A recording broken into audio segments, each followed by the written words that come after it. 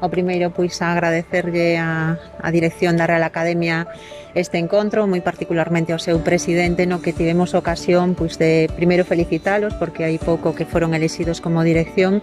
e segundo, poñer en común algúns dos retos que ten a Academia e sobre todo cal é a situación neste momento do idioma e como podemos darlle a volta a un declive que entendemos que é reversible sempre cando haxa vontade política.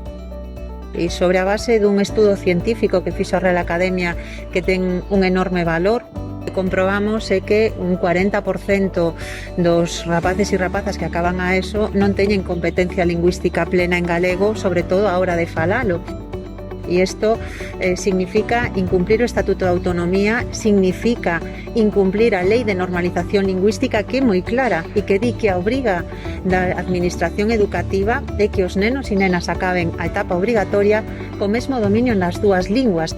Ese decreto da vergoña o que está provocando é un retroceso do idioma e esta situación hai que cambiala. Por eso desde o BNG abogamos porque se poña en marcha unha mesa entre todos os sectores e axentes sociais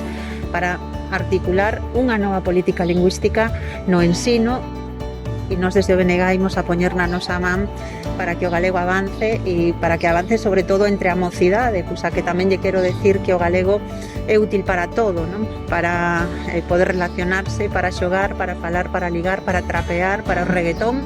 O galego válenos para todo e tamén está na súa man pois dar o paso.